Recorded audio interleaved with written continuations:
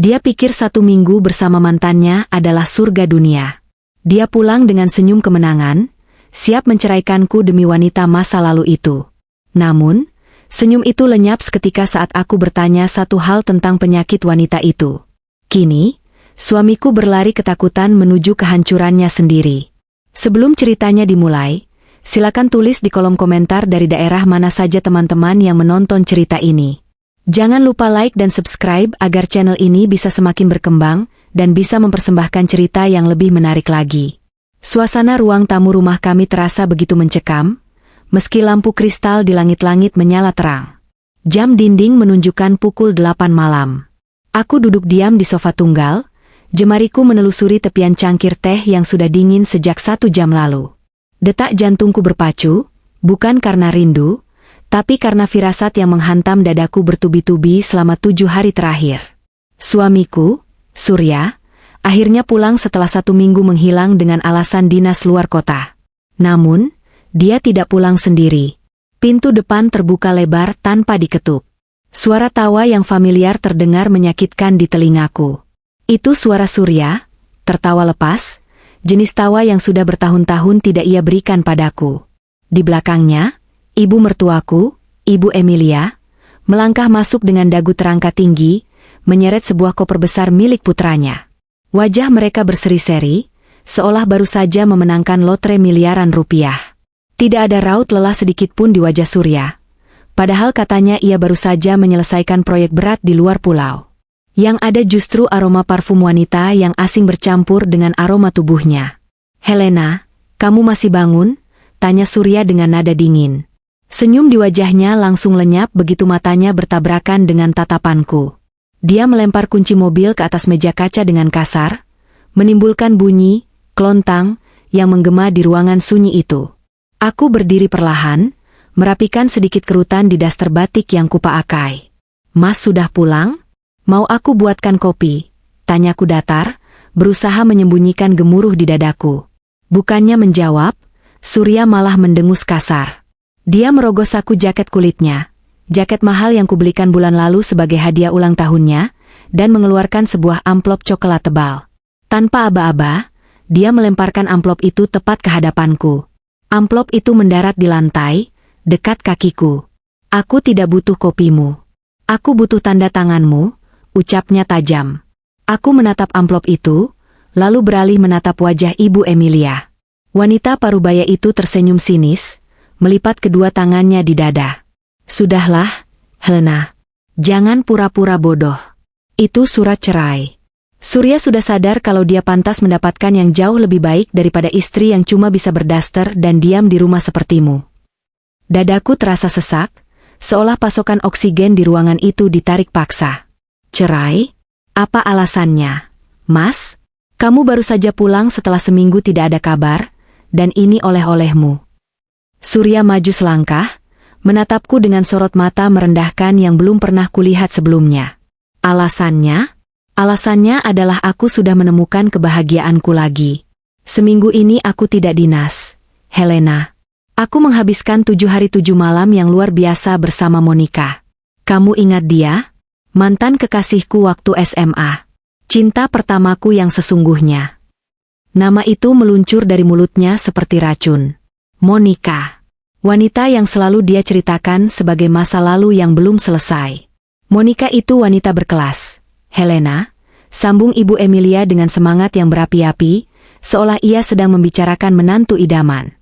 "Dia cantik, modis, pintar merawat diri, dan yang paling penting, dia bisa membuat anakku merasa seperti laki-laki sejati.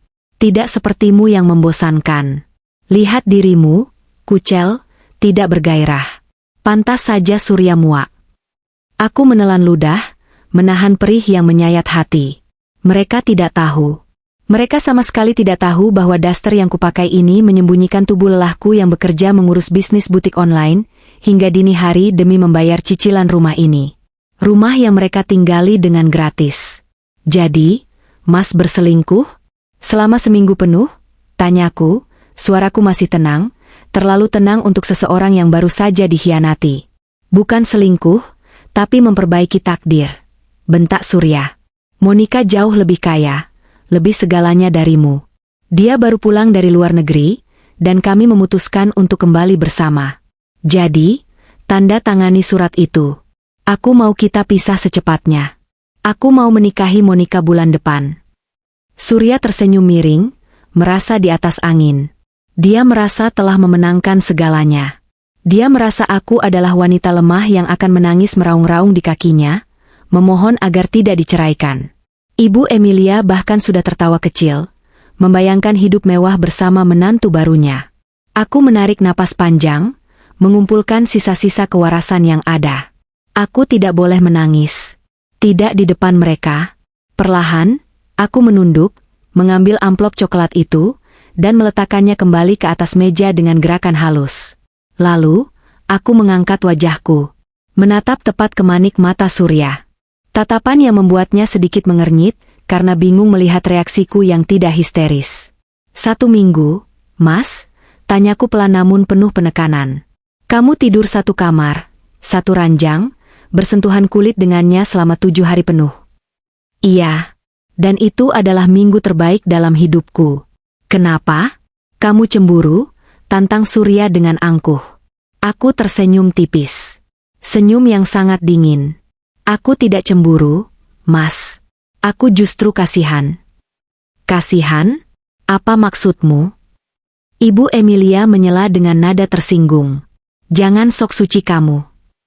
Aku mengabaikan Ibu Emilia, dan tetap mengunci tatapanku pada Surya. Mas, sebelum kamu bermimpi menikahi Monica, aku punya 1 pertanyaan yang mungkin akan mengubah segalanya. Surya mendengus remeh. Apa? Mau tanya dia pakai parfum apa? Atau dia pakai baju merek apa? Aku menggeleng pelan. Bukan.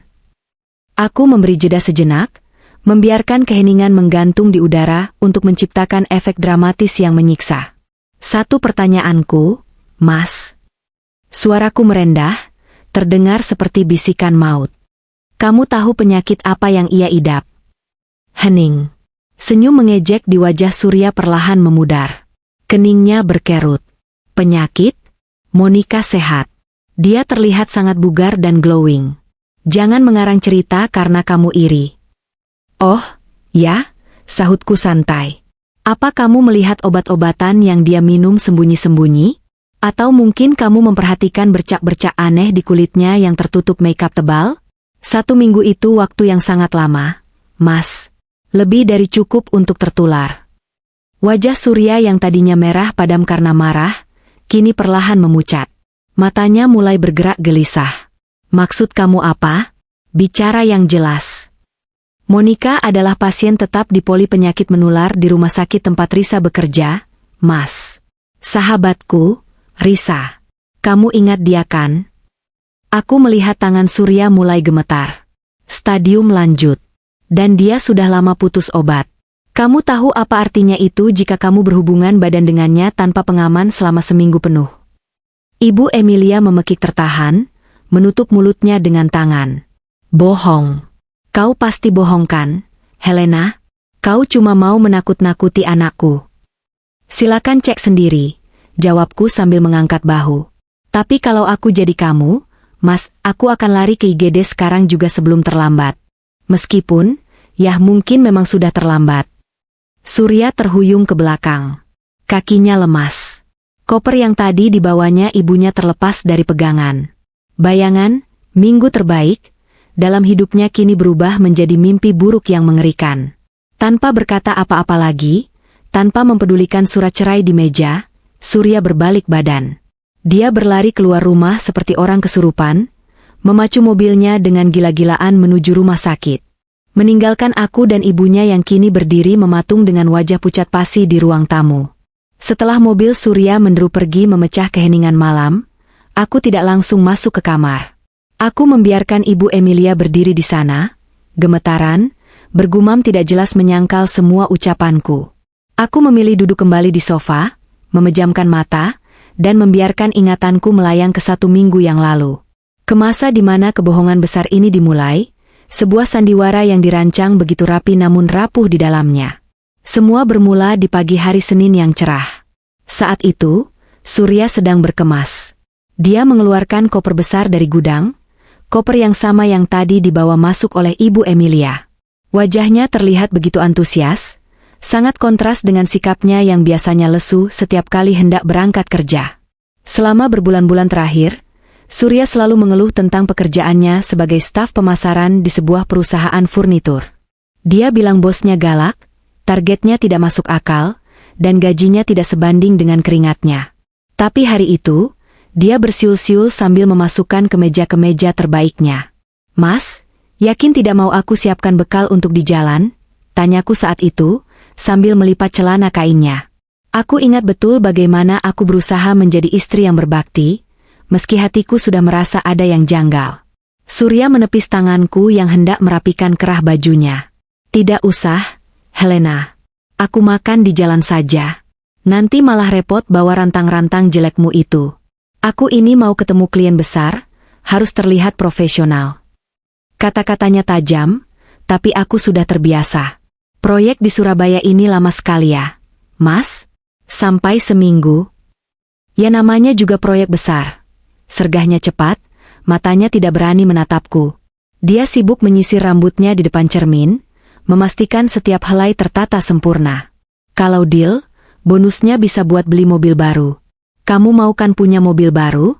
Biar ibu nggak malu kalau diantar ke arisan pakai mobil tua kita." Selalu begitu. Alasannya selalu demi ibu, atau demi gengsi. Tidak pernah ada kata, demi kita, atau demi masa depan. "Uang saku yang aku transfer kemarin cukup, Mas?" tanyaku lagi. "Itu adalah uang tabunganku, hasil keuntungan butik bulan ini yang rencananya mau kupakai untuk modal belanja kain." Tapi Surya merengek minta modal pegangan selama di luar kota. Katanya reimburse kantor baru cair bulan depan. Bodohnya aku memberikannya 15 juta rupiah. 15 juta untuk membiayai pengkhianatannya sendiri. "Cukuplah, kalau aku irit," jawabnya ketus. Padahal aku tahu, 15 juta itu sangat besar untuk ukuran biaya hidup seminggu, apalagi hotel dan transportasi sudah ditanggung kantor, begitu klaimnya. Saat dia berpamitan, dia bahkan tidak mencium keningku. Dia hanya mencium tangan ibunya dengan takzim. "Doakan Surya ya, Bu. Ini demi kebahagiaan kita," ucapnya saat itu. Ibu Emilia mengelus kepala putranya dengan bangga. "Hati-hati, Nak. Tunjukkan pada istrimu yang tidak becus cari uang itu kalau kamu bisa sukses." Kalimat itu masih terngiang jelas di telingaku. Betapa ironisnya. Mereka merendahkanku dengan uang yang kuberikan. Begitu mobil Surya hilang di tikungan jalan pagi itu, firasat burukku semakin menjadi-jadi. Biasanya, sesibuk apapun Surya, dia akan mengabari jika sudah sampai tujuan. Tapi hari itu, nihil. Ponselnya tidak aktif. WhatsApp hanya centang 1. Malam harinya, aku mencoba menelepon lagi. Masih tidak aktif. Aku mulai khawatir, takut terjadi kecelakaan di jalan tol. Aku menelepon kantornya keesokan harinya, berpura-pura menjadi kerabat yang ingin mengirim paket. Dan disitulah retakan pertama muncul. "Pak Surya?" "Oh, Pak Surya sedang cuti tahunan, Bu. Beliau ambil jatah cuti seminggu penuh. Katanya ada urusan keluarga mendesak," jawab resepsionis di ujung telepon dengan ramah. Duniaku seakan berhenti berputar sejenak. Cuti? Urusan keluarga? Padahal dia pamit padaku untuk dinas kantor. Kebohongan itu begitu terang benderang. Aku menutup telepon dengan tangan gemetar. Tidak berhenti di situ, aku mulai mencari tahu. Naluri istri tidak pernah salah. Aku ingat Surya pernah menyebut-nyebut soal reuni SMA sebulan lalu yang dia hadiri tanpa mengajakku. Katanya acara khusus alumni. Aku mulai menelusuri media sosial teman-teman SMA-nya. Dan di sanalah aku menemukan senjata pertamaku. Meski saat itu bentuknya masih berupa kepingan rasa sakit. Sebuah foto di Instagram salah satu temannya. Foto reuni itu. Di sana, Surya berdiri sambil merangkul pinggang seorang wanita dengan gaun merah menyala yang sangat ketat. Wanita itu cantik, glamor, dengan rambut ikal yang sempurna. Di kolom komentar, teman-temannya menggoda, "Cie, CLBK nih si bos. Mantan terindah balik lagi." Akun wanita itu ditandai Monica_Queen. Tanganku gemetar saat membuka profil Monica. Profilnya tidak dikunci. Dan betapa hancurnya hatiku melihat Instastory yang baru saja diunggah beberapa jam yang lalu. Tepat saat Surya seharusnya sedang rapat di Surabaya. Video pendek itu menampilkan pemandangan kolam renang sebuah hotel mewah di puncak, bukan di Surabaya. Ada 2 gelas wine di tepi kolam. Dan sekilas, terlihat tangan laki-laki dengan jam tangan yang sangat kenenal. Jam tangan yang kupakai menabung 6 bulan untuk membelinya sebagai hadiah ulang tahun pernikahan kami tahun lalu. Di video berikutnya, terdengar suara tawa Surya. Kamu emang paling ngerti aku, Mon. Nggak kayak di rumah, sumpek. Air mataku menetes saat itu juga.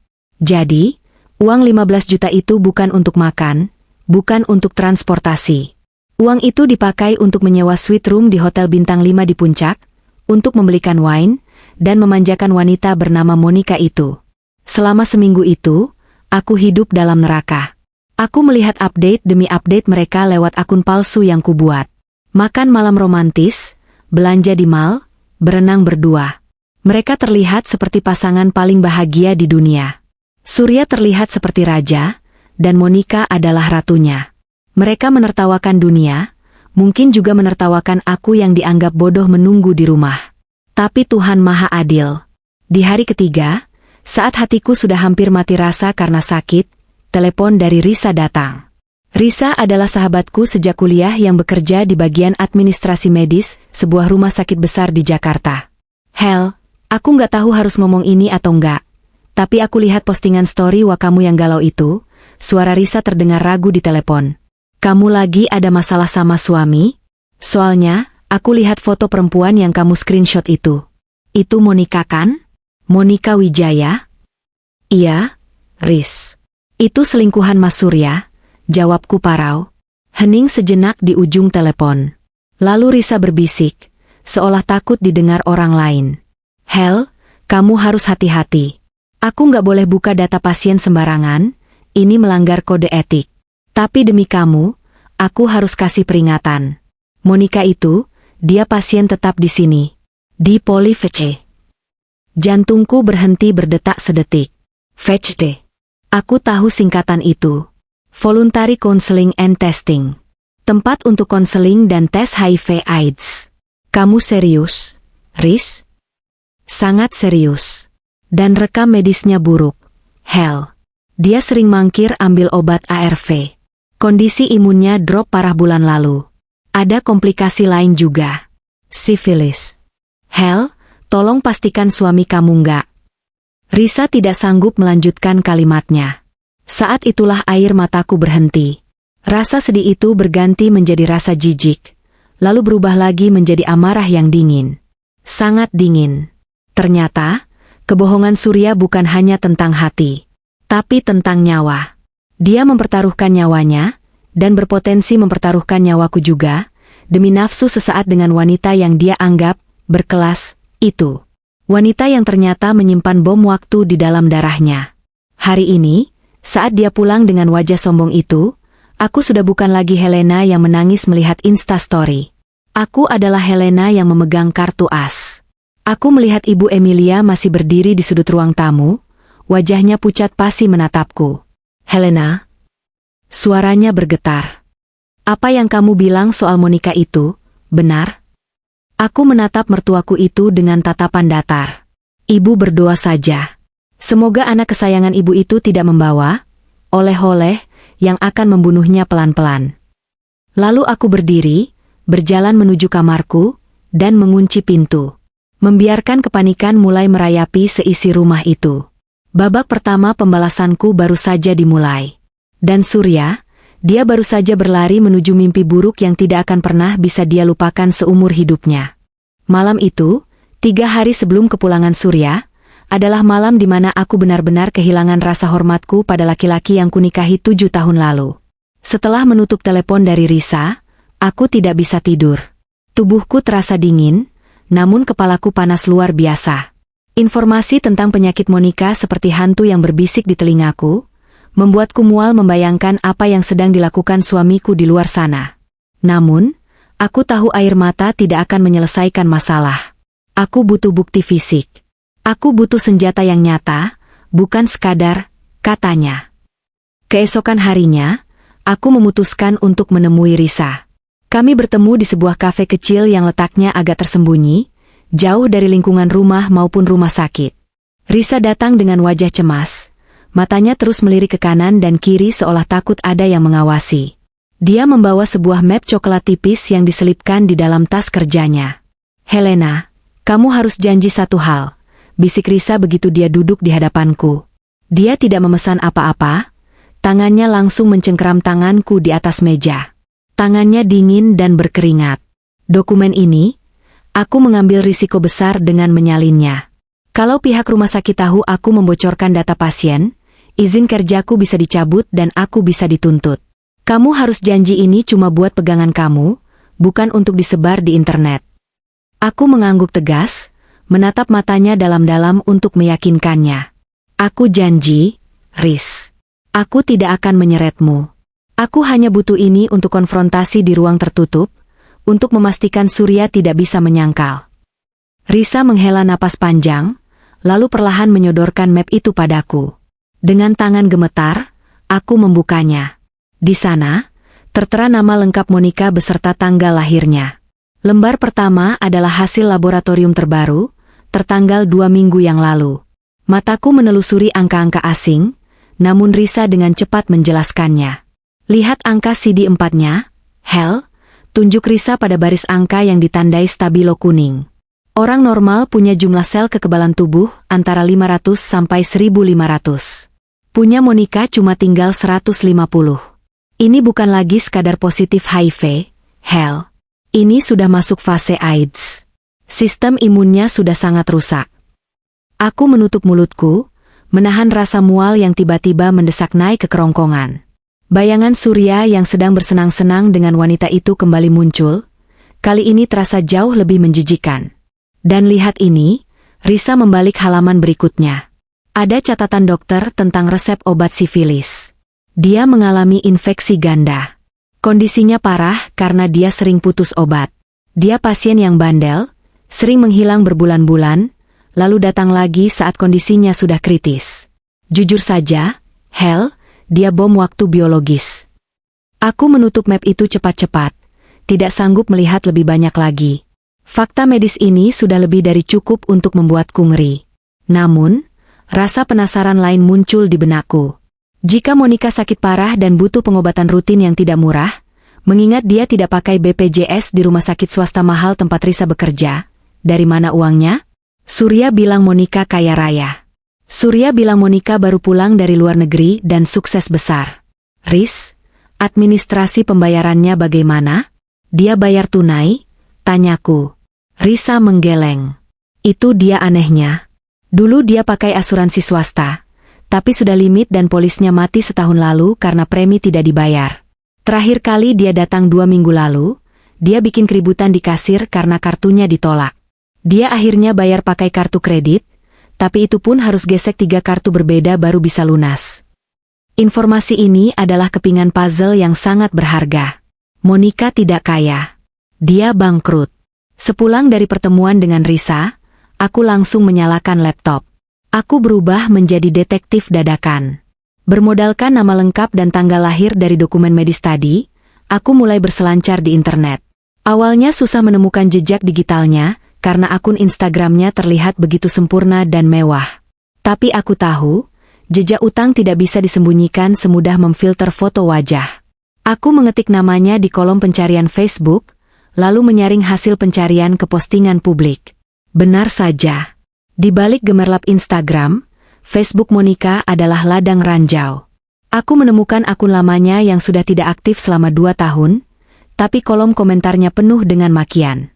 "Wewe Monica, bayar utang lo, udah 6 bulan ngilang," tulis sebuah akun bernama Penagih Amanah.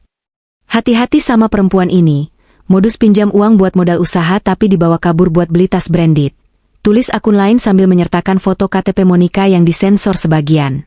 Aku menelusuri lebih dalam. Ternyata Monica masuk dalam daftar hitam beberapa grup jual beli arisan online, karena membawa kabur uang bandar. Yang lebih mengejutkan, aku menemukan data putusan pengadilan perdata yang bisa diakses publik secara online. Rumah yang dia klaim sebagai miliknya di kawasan elit Jakarta Selatan ternyata sudah disita bank 6 bulan lalu. Jadi, selama ini Monica adalah penipu ulung. Dia adalah wanita bangkrut, sakit-sakitan, dan dikejar banyak utang yang sedang mencari mangsa baru untuk membiayai hidup dan pengobatannya. Dan mangsa bodoh itu adalah suamiku, Surya. Surya yang merasa dirinya hebat karena berhasil menaklukkan kembali mantan kekasihnya yang sukses. Padahal, dia hanyalah sapi perah yang sedang diperas sampai kering sebelum ditinggalkan. Malam itu, aku melakukan satu pengecekan terakhir yang paling menyakitkan. Aku membuka aplikasi mobile banking dari rekening tabungan pendidikan anak kami, Altaf, yang baru berusia 5 tahun. Rekening itu memang atas namaku, tapi Surya memegang aksesnya juga karena kami sepakat itu dana darurat bersama. Tanganku gemetar saat menekan tombol login. Saldo yang seharusnya berjumlah 60 juta rupiah, hasil kami menabung sedikit demi sedikit selama 5 tahun, kini hanya tersisa 200 ribu rupiah.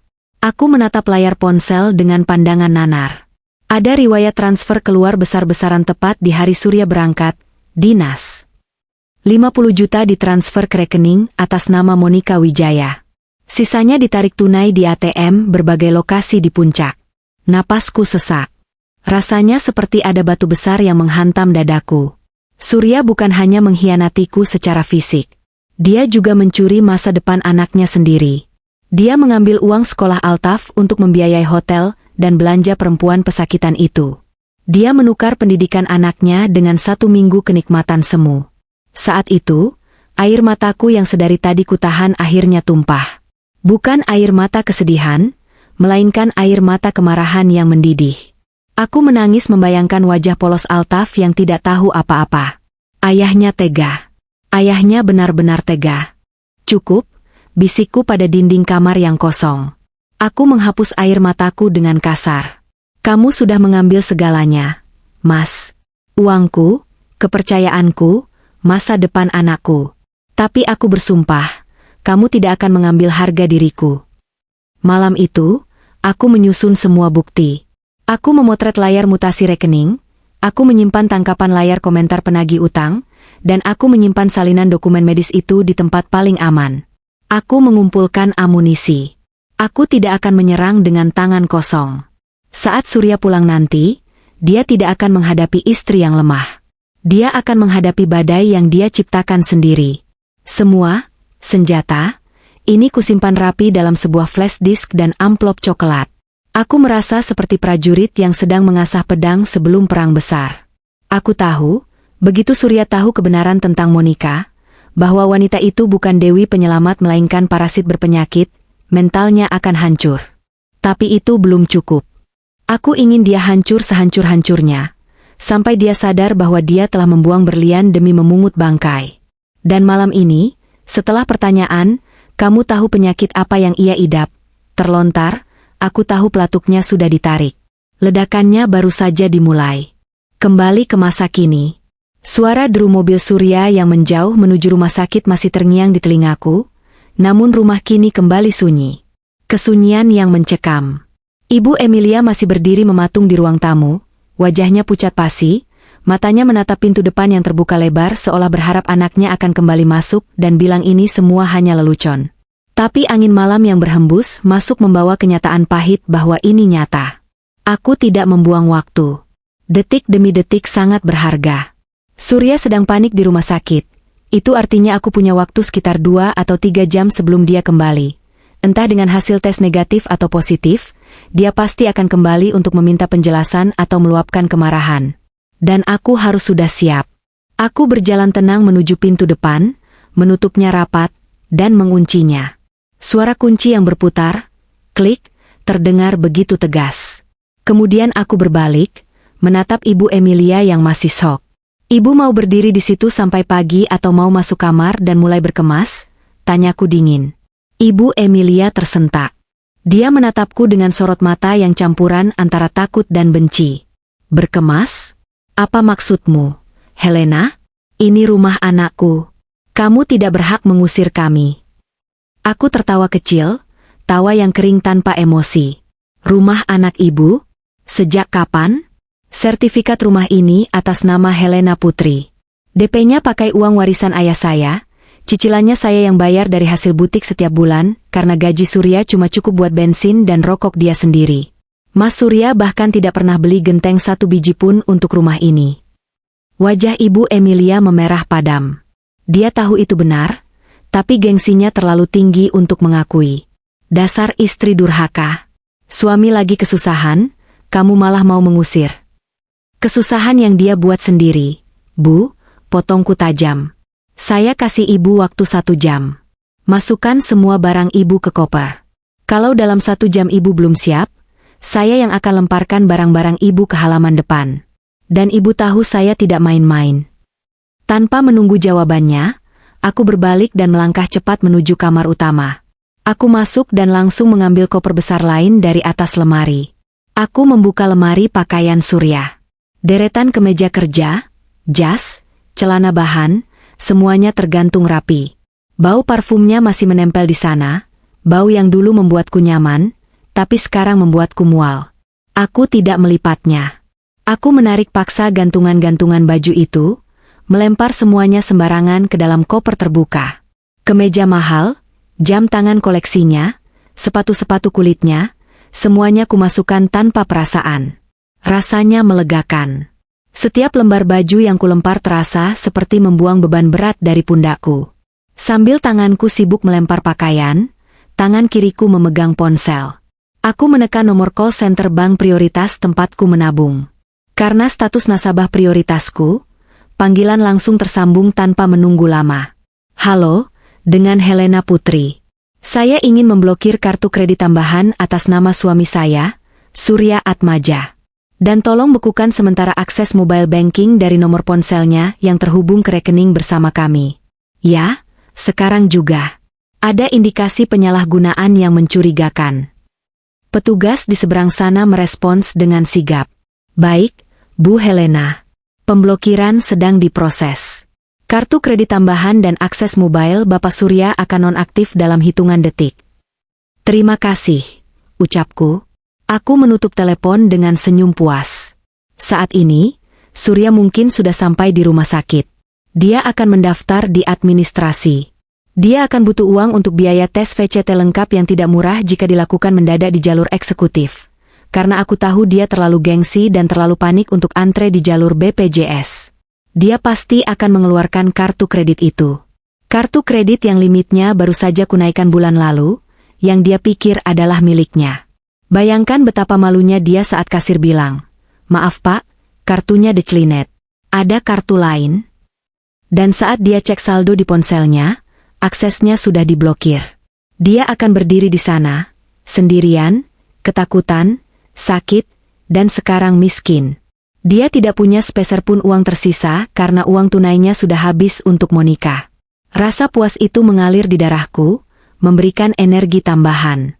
Aku selesai membereskan barang-barang Surya hanya dalam 20 menit. 3 koper besar kini berdiri di sudut kamar. Kamar ini sekarang terasa lebih luas, lebih bersih.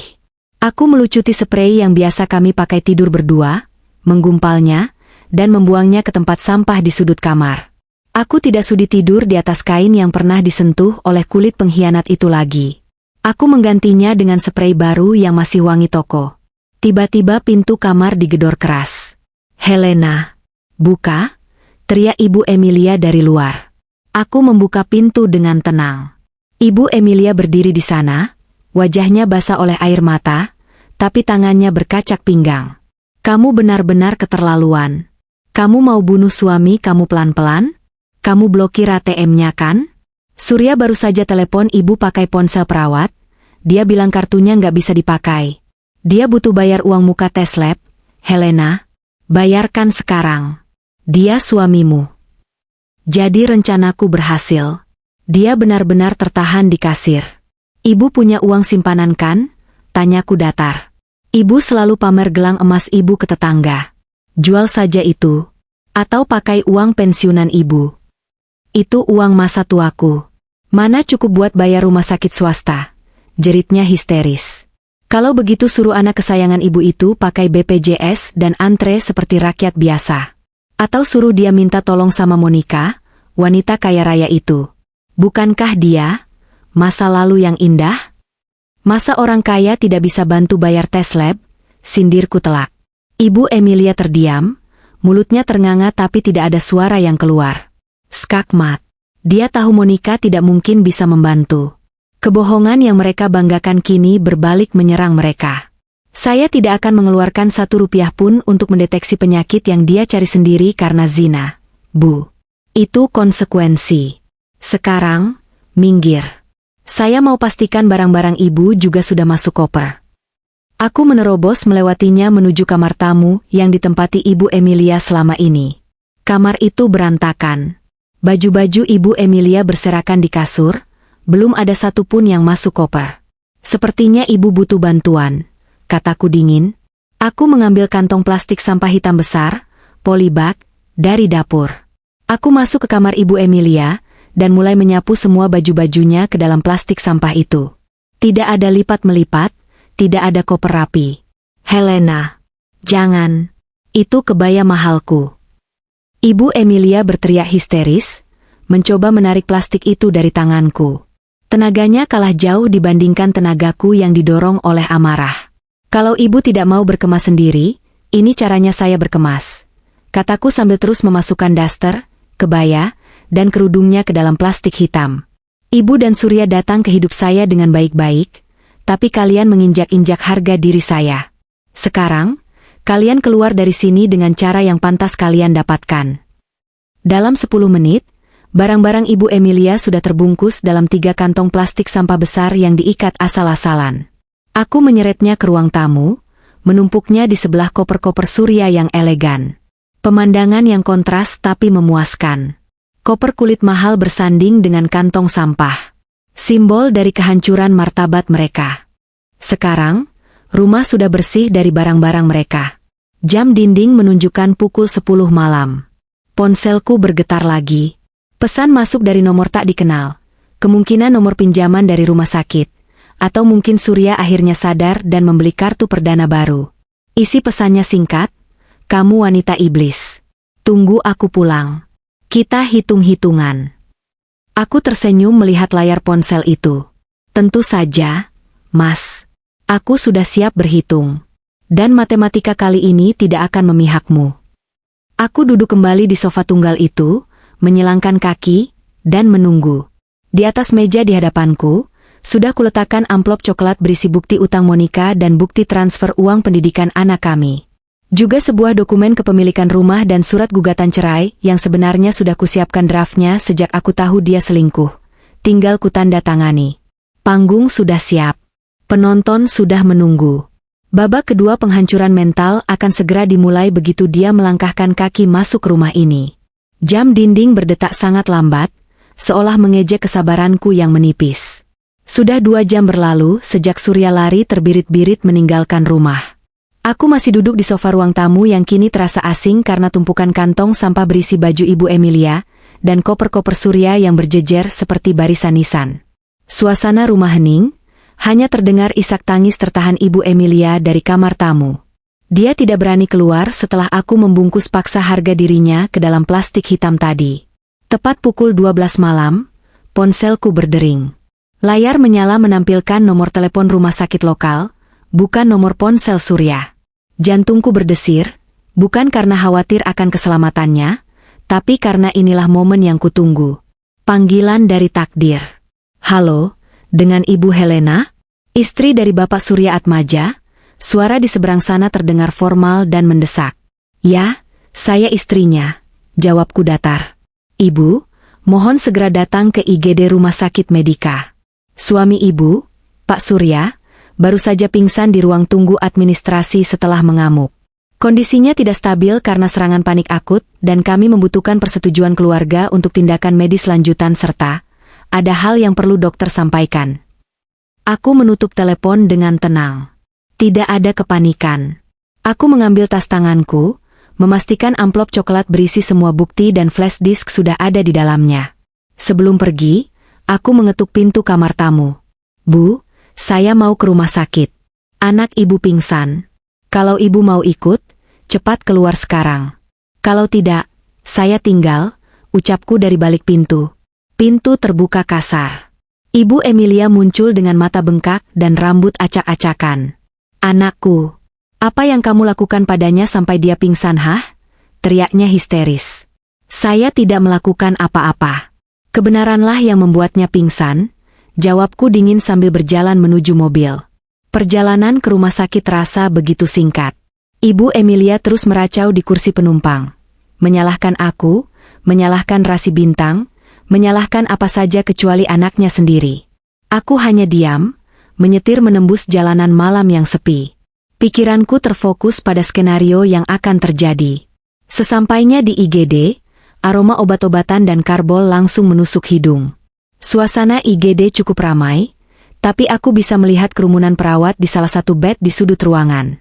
Di sana, Surya terbaring dengan wajah pucat pasi, selang infus menancap di tangannya. Dia sadar, tapi matanya nanar menatap langit-langit, seolah jiwanya sudah melayang separuh. Seorang dokter muda berjas putih, yang ku ketahui bernama Dr. Hanif dari Nametagnya, menghampiri kami. Wajahnya serius. Ibu Helena, tanyanya. Benar, Dok. Bagaimana suami saya? Tanyaku.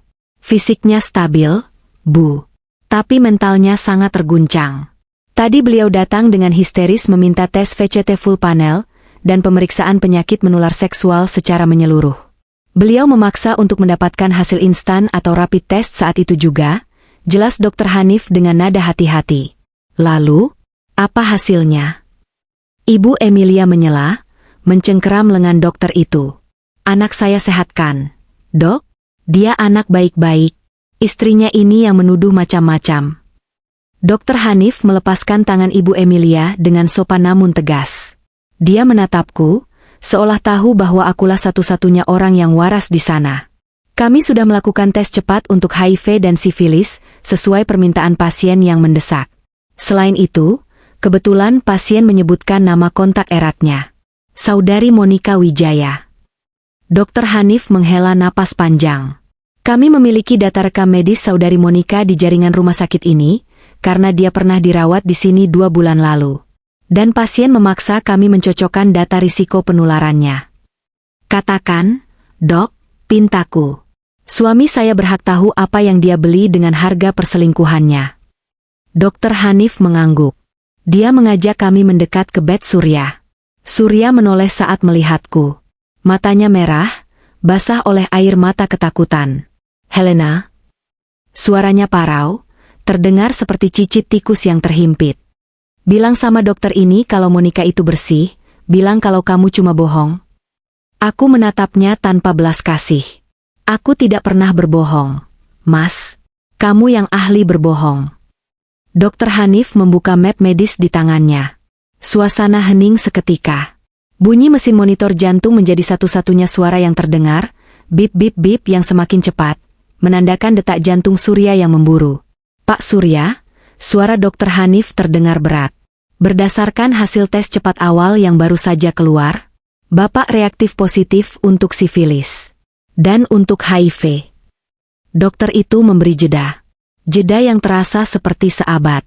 Tes rapid HIV pertama menunjukkan hasil reaktif. Kami perlu melakukan tes konfirmasi lanjutan Western blot untuk memastikan 100%. Tapi dengan riwayat kontak seksual intensif selama 1 minggu dengan pasien Monika yang tercatat sebagai ODH, orang dengan HIV AIDS, putus obat dengan viral load tinggi, kemungkinan hasil ini salah sangat kecil. Hampir 99% akurat. Duniaku hening. Bukan karena kaget, tapi karena mendengar konfirmasi itu secara langsung terasa seperti palu godam yang menghantam meja pengadilan. Vonis telah dijatuhkan. Apa? Ibu Emilia mundur selangkah, wajahnya kehilangan darah. HIV? AIDS? Itu penyakit orang kotor. Anakku nggak mungkin. Monika itu orang kaya, orang terpandang. Penyakit tidak melihat dompet. Bu, potong Dr. Hanif tajam. Dan Pak Surya, infeksi sifilis Bapak sudah menunjukkan gejala primer.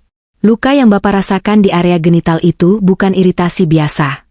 Itu cancre. Surya tidak berteriak. Dia tidak menangis. Reaksinya jauh lebih mengerikan. Matanya mendelik ke atas, Mulutnya terbuka tanpa suara seolah dia lupa caranya bernapas. Tubuhnya kejang sekali, lalu lemas terkulai. "Dok, anak saya," jerit Ibu Emilia. "Suster, pasien shock.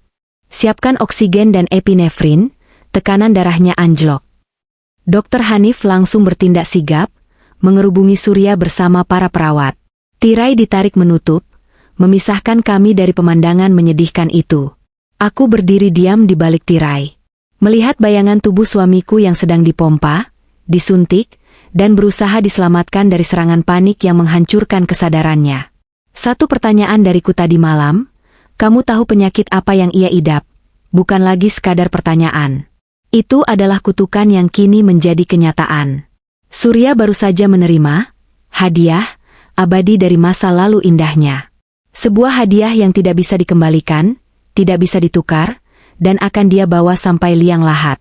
Aku merogoh saku tasku, menyentuh amplop coklat itu. Belum, batinku. Ini belum selesai. Serangan fisik sudah menghantamnya. Tapi dia belum tahu kalau dia juga sudah jatuh miskin. Tunggu sampai dia sadar, Mas. Aku akan mematikanmu 2 kali. Surya baru sadar 3 jam kemudian. Dia dipindahkan ke ruang perawatan biasa, kelas 3. Karena aku menolak memberikan jaminan kartu kreditku untuk naik ke VIP, dan kartu kredit Surya sendiri sudah tidak bisa digunakan. Dia berbaring di kasur yang agak keras, di ruangan yang berisi 5 pasien lain. Bau obat bercampur bau keringat orang sakit memenuhi ruangan itu. Sangat jauh dari kemewahan suite room hotel di puncak yang dia nikmati seminggu terakhir. Ibu Emilia tertidur di kursi penunggu yang sempit, kelelahan setelah menangis histeris. Aku duduk di kursi plastik di samping ranjang Surya, membaca majalah kesehatan lama dengan santai. Gerakan tangan Surya menarik perhatianku. Dia membuka mata perlahan, mengerjap menyesuaikan cahaya lampu neon yang terang. Saat dia melihatku, air mata langsung mengalir dari sudut matanya. Tidak ada lagi arogansi. Tidak ada lagi Surya yang melempar surat cerai. Yang ada hanyalah rongsokan manusia yang hancur. "Helena," bisiknya. Suaranya pecah. "Aku sakit, Hel. Aku kena penyakit kotor. Hidupku hancur." Aku menutup majalah di tanganku, meletakkannya di pangkuan. "Aku tahu, Mas. Dokter sudah jelaskan tadi, kamu harus terapi seumur hidup. Minum obat setiap hari di jam yang sama, seumur hidupmu. Kalau telat sedikit, virusnya akan menggerogoti tubuhmu lebih cepat. Selamat datang di kehidupan barumu." Surya terisak. Dia mencoba meraih tanganku, tapi aku menarik tanganku menjauh seolah dia adalah api. "Maafkan aku, Hel. Aku hilaf. Aku bodoh." Racuannya. "Tolong jangan tinggalkan aku. Aku takut. Siapa yang akan merawatku kalau bukan kamu? Ibu sudah tua. Aku janji akan berubah. Kita lupakan Monica. Aku akan jadi suami yang baik." Aku tertawa. Tawa yang benar-benar geli. "Lupakan Monica? Bagaimana bisa kamu lupa kalau dia meninggalkan jejak di dalam darahmu? Dan kamu minta aku merawatmu? Setelah kamu tidur dengan wanita lain dan membawa penyakit ini ke rumahku? Di mana otakmu, Mas? Aku suamimu, Helena. Istri harus berbakti pada suami dalam sakit dan sehat." Serunya, mencoba menggunakan dalil agama untuk memojokkanku. Senjata klasik laki-laki pengecut. "Suami?" Aku mengeluarkan amplop coklat dari tasku. Sudah saatnya serangan kedua. Serangan yang akan mematikan harapannya untuk bangkit. Suami macam apa yang mencuri uang sekolah anaknya sendiri? Wajah Surya berubah tegang. "Maksudmu?" Aku melempar lembaran mutasi rekening yang sudah dicetak ke dadanya. 60 juta rupiah, Mas. Uang tabungan Altaf. Kamu kuras habis dalam seminggu. Kamu pikir aku tidak tahu? Kamu pakai uang masa depan anakmu untuk membelikan tas dan wine buat Monica." Surya gemetar memegang kertas itu. Itu pinjaman. Monica janji akan ganti berlipat ganda. Dia lagi ada masalah cash flow sedikit, karena asetnya di luar negeri lagi dibekukan. Nanti kalau cair, dia mau kasih kita modal usaha miliaran. Aku menatapnya dengan rasa kasihan yang mendalam. Betapa bodohnya dia. Mas, kamu ini polos atau tolol? Monica tidak punya aset di luar negeri. Monica itu buronan pinjol. Aku mengeluarkan bukti berikutnya, tangkapan layar daftar utang Monica, foto KTP-nya yang disebar debt collector, dan putusan pengadilan tentang penyitaan rumahnya. Aku menebar kertas-kertas itu di atas selimutnya. Lihat ini. Wanita, berkelas, pujaanmu itu punya utang 2 miliar di berbagai aplikasi dan rentenir. Rumah yang dia pamerkan di foto, sudah disita bank. Mobil yang dia pakai jemput kamu, rental belum bayar 3 bulan. Dia mendekatimu bukan karena cinta. Dia mendekatimu karena dia kira kamu orang kaya yang bisa bayarin utang-utangnya dan biaya berobat HIV-nya. Surya membelalak. Tangannya memegang kertas bukti utang Monica dengan gemetar hebat. Napasnya mulai sesak lagi. Nggak mungkin. Dia terlihat sangat kaya. Bajunya, tasnya. Tas KW, Mas. Baju sewaan. Kamu tertipu mentah-mentah.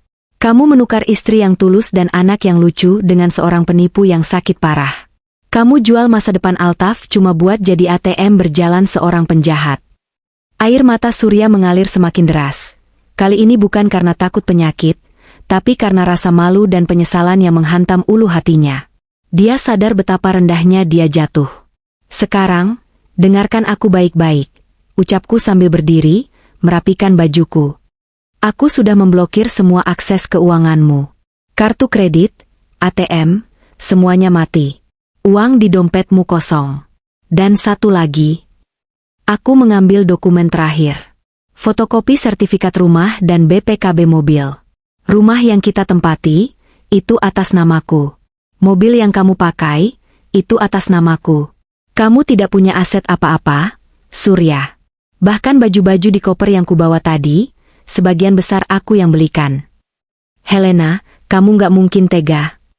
Surya mencoba bangun, tapi tubuhnya terlalu lemah. Aku mau tinggal di mana? Aku sakit. Hel, aku butuh rumah. Itu bukan urusanku lagi, jawabku dingin. Saat kamu memutuskan tidur di hotel sama Monica, kamu sudah melepaskan hakmu tidur di rumahku. Mulai detik ini, kamu gelandangan. Tegak kamu. Aku akan lapor polisi. Aku tuntut kamu penelantaran suami. Teriaknya putus asa. Silakan, tantangku. Lapor saja. Aku akan lapor balik atas pasal perzinahan dengan bukti visum penyakit kelaminmu dan bukti CCTV hotel yang sudah kudapatkan dari koneksiku. Kamu mau masuk penjara dengan kondisi tubuh membusuk kena sifilis dan HIV tanpa obat di dalam sel? Pikirkan itu. Surya terdiam 1000 bahasa. Ancamanku nyata. Dia tahu dia tidak punya posisi tawar sedikit pun. 1 jam lagi, dokter akan membolehkanmu pulang rawat jalan karena kondisimu fisikmu stabil. Cuma mentalmu yang hancur. Aku sudah lunasi biaya administrasi sampai detik ini sebagai sedekah terakhirku.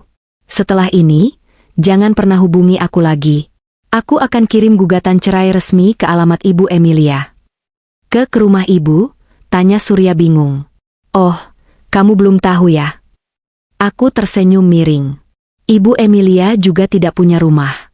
Dia kan selama ini numpang di rumahku. Jadi sekarang, kalian berdua bisa mencari kontrakan atau kolong jembatan yang nyaman untuk ditinggali. Barang-barang kalian sudah aku tumpuk di lobi rumah sakit.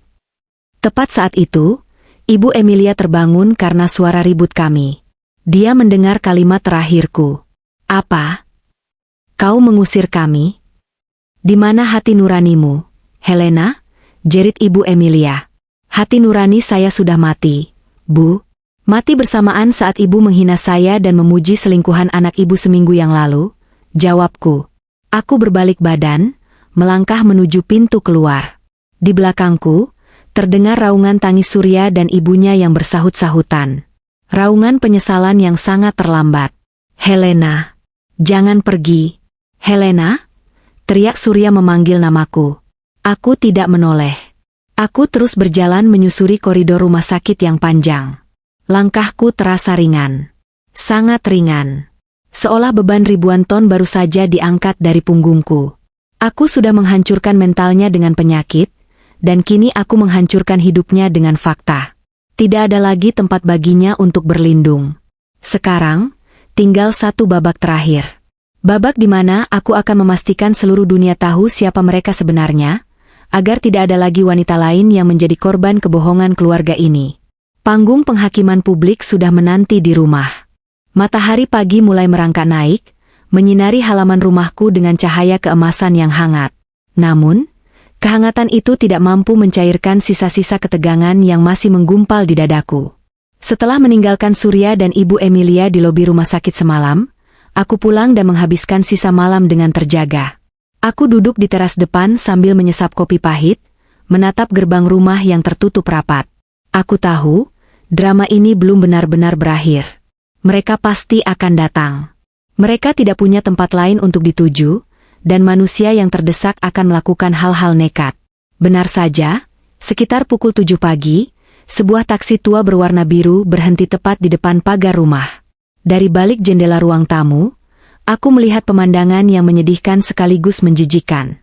Surya turun dari taksi dengan langkah tertatih-tatih, wajahnya masih pucat seperti mayat hidup. Di belakangnya, Ibu Emilia mengekor dengan wajah kusut, matanya bengkak, dan tangannya menenteng plastik-plastik sampah hitam besar berisi pakaian mereka yang semalam kutinggalkan di rumah sakit. Sopir taksi itu terlihat berteriak marah, mungkin karena mereka tidak sanggup membayar ongkosnya. "Helena, buka pintunya. Bayar taksi ini," teriak Surya dari balik pagar besi yang terkunci gembok. Suaranya serak, pecah di udara pagi yang tenang. Aku tidak langsung keluar. Aku membiarkan tetangga mulai terusik. Di kompleks perumahan kami yang padat, suara teriakan sepagi ini adalah undangan terbuka untuk sebuah pertunjukan. Bu Darmi, tetangga depan rumah yang terkenal sebagai CCTV berjalan, sudah keluar berpura-pura menyapu halaman, matanya melirik tajam ke arah Surya. Beberapa tetangga lain mulai membuka jendela. "Helena, jangan kurang ajar kamu ya. Kami ini keluargamu. Buka." Ibu Emilia ikut berteriak. Kali ini sambil memukul-mukul pagar besi dengan gembok pagar. Bunyi kelontang-kelontang besi beradu semakin menarik perhatian massa. Aku meletakkan cangkir kopiku, menarik napas panjang, dan memantapkan hati. Ini adalah panggung terakhir. Aku berjalan keluar rumah dengan langkah tegap, mengenakan pakaian rapi, blus putih bersih dan celana bahan hitam, kontras dengan penampilan mereka yang seperti gelandangan. Saat aku sampai di halaman depan, kerumunan kecil sudah terbentuk. Ada Pak RT yang kebetulan lewat sepulang lari pagi, ada satpam kompleks, dan ibu-ibu yang baru pulang dari tukang sayur. "Ada apa ini ribut-ribut pagi buta?" tanya Pak RT sambil mendekat ke pagar. Ibu Emilia langsung memasang wajah memelas, air mata buayanya seketika tumpah. "Pak RT, tolong kami. Lihat kelakuan menantu saya ini. Masa suami sendiri baru pulang dari rumah sakit, masih sakit parah, malah dikunciin di luar. Barang-barang kami dibuang seperti sampah. Istri macam apa dia ini, Pak?" Surya ikut bersandiwara, dia merosot duduk di aspal depan pagar, memegangi dadanya seolah-olah dia korban kekejaman rumah tangga. "Helena, aku suamimu, tegas sekali kamu." Rintihnya, bisik-bisik tetangga mulai terdengar. "Ih, jahat banget ya Mbak Helena. Padahal kelihatannya kalem. Masa suami sakit diusir?" Aku tersenyum tipis. Mereka mencoba memutarbalikkan fakta di depan umum. Strategi klasik. Aku berjalan mendekat ke pagar, tapi tidak membukanya. Aku berdiri berhadapan dengan mereka, hanya terpisahkan oleh jeruji besi. "Bayar dulu taksinya, Mas," kataku datar, suaraku cukup keras untuk didengar semua orang. "Kasihan bapak sopir itu sudah mengantar kalian jauh-jauh." "Aku nggak punya uang. Dompetku kosong." "Kamu yang blokir semua aksesku," bentak Surya, lupa dengan akting lemah lembutnya sejenak. Aku menoleh ke arah Pak RT dan warga yang berkumpul. "Bapak-bapak, ibu-ibu, mohon maaf atas keributan ini. Tapi sebelum kalian menghakimi saya sebagai istri durhaka, izinkan saya bertanya satu hal." Aku menatap tajam ke arah ibu-ibu tetangga yang membawa anak kecil. "Bu Sari, Bu Darmi, apakah kalian rela kalau ada orang yang mengidap penyakit menular seksual berbahaya dan mematikan tinggal di sebelah rumah kalian, bermain dengan anak-anak kalian, sementara dia menolak berobat dan masih menyangkal penyakitnya?" Kerumunan itu terdiam. Suasana berubah tegang. "Maksud Mbak Helena apa?" tanya Bu RT. Aku menunjuk Surya dengan telunjukku. "Suami saya, Surya Atmaja, baru saja divonis positif mengidap penyakit kelamin menular dan HIV stadium awal tadi malam. Itu hasil dari dinas luar kota yang dia banggakan selama seminggu ini. Dia tidak dinas, Bapak Ibu. Dia bermalam di Hotel Puncak dengan mantan pacarnya, seorang wanita yang ternyata pengidap AIDS putus obat." Kabar itu meledak seperti bom di tengah kerumunan. Ibu-ibu langsung mundur serempak, menarik anak-anak mereka menjauh dari Surya seolah-olah virus itu bisa terbang lewat udara. Sopir taksi yang berdiri di dekat Surya bahkan langsung melompat mundur dengan wajah ngeri. "Bohong. Dia bohong," jerit Ibu Emilia panik. "Anak saya bersih. Itu fitnah. Saya punya bukti medisnya, Bu," potongku cepat sambil mengangkat map yang kubawa. "Dan bukan cuma itu.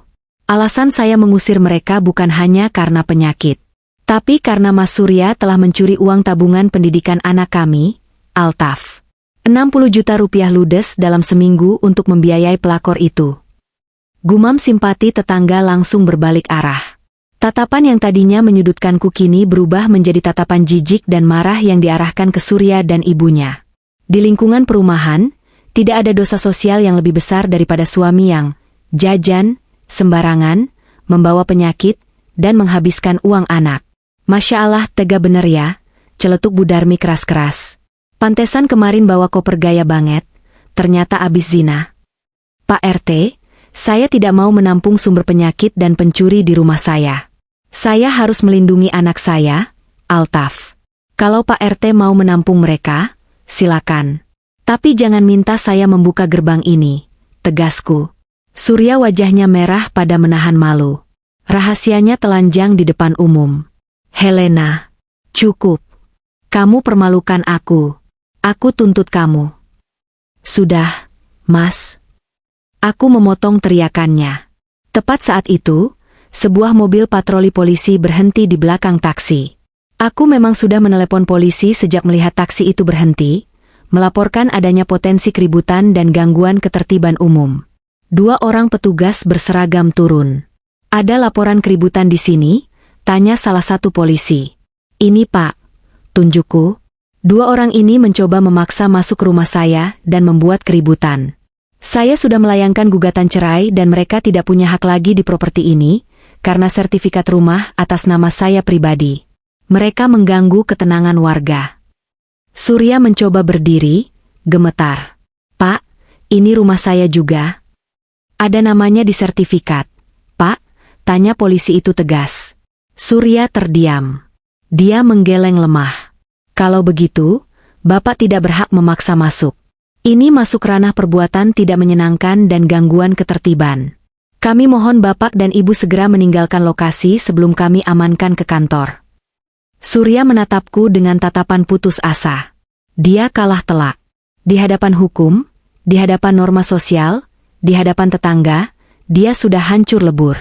Tidak ada lagi sisa harga diri yang bisa dia pungut. Sopir taksi yang marah tadi akhirnya dibayar oleh Pak RT yang merasa kasihan, atau sekadar ingin mengusir drama itu secepatnya, dengan catatan Surya harus meninggalkan KTP-nya sebagai jaminan. "Pergilah, Mas," kataku pelan namun tajam, menatap matanya untuk terakhir kali. "Bawa ibumu. Nikmati sisa hidupmu dengan wanita pilihanmu itu, kalau dia masih mau menerimamu dalam keadaan miskin dan sakit begini." Ibu Emilia menangis meraung-raung saat polisi menggiring mereka menjauh dari pagar. Surya berjalan terseok-seok sambil menyeret plastik sampah hitam berisi bajunya. Pemandangan itu begitu menyedihkan. Dulu dia masuk rumah ini sebagai pria gagah yang kucintai, sekarang dia keluar sebagai pesakitan yang dibuang seperti limbah. Tetangga-tetangga menatap kepergian mereka dengan geleng-geleng kepala. Tidak ada yang iba, hukuman sosial telah jatuh. Aku berbalik badan, masuk kembali ke dalam rumahku yang aman, dan menutup pintu. Untuk pertama kalinya dalam seminggu, udara di rumah ini terasa bersih. Benar-benar bersih. Aroma bunga melati dan mawar segar memenuhi ruangan. Aku berdiri di depan cermin besar, merapikan blazer merah marun yang kupakai. Potongan rambutku kini lebih pendek, bob sebahu yang membuatku terlihat lebih segar dan muda. Di belakangku, Altaf yang kini berusia 7 tahun sedang sibuk bermain dengan dasi kupu-kupunya. Ibu cantik sekali, puji Altaf sambil berlari memeluk kakiku. Aku tersenyum lebar, mengangkat tubuh mungilnya ke dalam gendongan. Terima kasih, sayang. Kamu juga ganteng sekali. Siap untuk gunting pita? Hari ini adalah hari peresmian cabang ketiga, Butik Helena. 2 tahun yang lalu, aku hanyalah seorang istri yang dikhianati, yang mengais remah-remah harga diri di lantai rumah sakit. Hari ini, aku adalah wanita mandiri, pengusaha sukses yang dihormati, dan ibu tunggal yang bahagia. Perjalanan 2 tahun ini tidak mudah, tentu saja. Proses perceraian berjalan alot karena Surya sempat menolak tanda tangan. Tapi bukti medis dan bukti pencurian uang anak membuat hakim memutus verstek dengan cepat. Hak asuh anak jatuh penuh ke tanganku. Dan Surya tidak mendapatkan sepeser pun harta Gonogini, karena semua aset terbukti milikku sebelum menikah, atau dibeli dengan uangku sendiri. Acara peresmian berlangsung meriah. Banyak kolega bisnis, teman-teman, dan pelanggan setia yang datang. Di tengah keramaian, mataku menangkap sosok Risa. Dia melambai antusias. Risa adalah pahlawanku. Tanpa informasi darinya dulu, mungkin aku masih menjadi istri bodoh yang tertular penyakit mematikan. Setelah acara selesai, saat aku sedang mengawasi staf membereskan dekorasi, Risa menghampiriku dengan wajah yang sedikit serius. Hel, kamu gak akan percaya siapa yang aku lihat tadi pagi pas aku lagi dinas di RSUD, bisik Risa. Jantungku berdesir pelan. Siapa? Mantan suamimu. Dan ibunya. Aku terdiam sejenak. Sudah lama aku tidak mendengar kabar tentang mereka. Sejak diusir hari itu, mereka menghilang dari radar. Gimana keadaan mereka? Tanyaku, bukan karena rindu, tapi sekadar ingin tahu akhir dari babak tragis kehidupan mereka. Menyedihkan, Hel. Sumpah, aku hampir nggak ngenalin. Risa menggelengkan kepala. Surya kurus kering. Hel. Kulitnya ya, kamu tahulah gejala lanjut kalau nggak terawat. Dia antre di poli BPJS kelas 3, sendirian. Kelihatan tua banget, padahal umurnya baru 30-an. Rambutnya rontok, jalannya bungkuk. Ibunya? Bu Emilia? Dia nunggu di luar, duduk di trotoar parkiran sambil jualan tisu dan air mineral botolan. Bajunya lusuh. Katanya mereka tinggal di kontrakan petak di daerah pinggiran sungai yang kumuh. Gak ada yang mau kasih kerjaan ke Surya karena kondisi fisiknya yang sakit-sakitan. Aku menghela napas panjang. Ada rasa ngilu sedikit di hati, bukan rasa sayang, tapi rasa iba sebagai sesama manusia. Betapa drastis roda kehidupan berputar. Dulu Ibu Emilia begitu sombong, menghina dasterku, dan membanggakan Surya sebagai raja. Sekarang, dia harus menelan debu jalanan demi sesuap nasi. Terus, Monica? Tanyaku lagi. Perempuan, berkelas, itu. Wajah Risa berubah datar. Monica sudah meninggal 6 bulan lalu, Hel. Komplikasi paru-paru dan infeksi otak. Dia meninggal sendirian di kamar kos-kosan sempit, jenazahnya baru ditemuin warga setelah 2 hari. Gak ada yang ngelayat, bahkan keluarganya pun gak mau terima jenazahnya karena malu sama utang-utangnya. Hening. Karma itu nyata. Ia datang bukan untuk membalas dendam, tapi untuk mengembalikan keseimbangan. Monica yang menipu demi gaya hidup, mati dalam kesepian. Surya yang mengkhianati demi nafsu, hidup dalam kesakitan dan kemelaratan. Dan Ibu Emilia yang sombong, kini hidup dalam kehinaan. Sore harinya, dalam perjalanan pulang, aku meminta sopirku memutar jalan sebentar melewati daerah pinggiran kota yang disebutkan Risa. Aku tidak berniat turun. Aku hanya ingin melihat dari jauh. Dari balik kaca mobil yang gelap, aku melihatnya. Di depan sebuah minimarket, ada seorang wanita tua dengan kerudung kusam sedang menyodorkan tisu ke orang-orang yang lewat. Itu Ibu Emilia. Dan tak jauh dari sana, duduk di bangku beton, seorang laki-laki kurus kering sedang batuk-batuk parah sambil memegang botol air. Surya. Dia menatap kosong ke jalanan. Tatapan matanya mati. Tidak ada lagi kilat arogansi di sana. Mobil Mowaku melintas pelan di depan mereka. Surya sempat mendongak, menatap mobilku. Mata kami tidak bertemu karena kaca mobilku gelap, tapi aku bisa melihat dia terpana melihat mobil yang dulu pernah dia banggakan sebagai miliknya, padahal milikku. Mungkin dalam hati kecilnya, dia tahu siapa yang ada di dalam. Aku tidak berhenti. Aku tidak membuka kaca. Aku meminta sopir untuk terus jalan. Jalan terus. Pak, jangan berhenti, perintahku. Saat mobil melaju menjauh, meninggalkan mereka dalam debu masa lalu, aku memeluk Altaf yang tertidur di sampingku. Aku bersyukur pada Tuhan. Bersyukur atas satu pertanyaan sederhana malam itu, kamu tahu penyakit apa yang ia idap? Pertanyaan itu bukan hanya menyelamatkan nyawaku, tapi juga membebaskanku. Satu pertanyaan itu telah meruntuhkan kebohongan, dan di atas reruntuhan itu, aku membangun istana kebahagiaanku sendiri. Kesetiaan memang mahal, dan pengkhianatan selalu meminta bayaran yang setimpal. Surya telah membayar harganya, lunas dengan sisa hidupnya. Dan aku baru saja memulai hidupku yang sesungguhnya.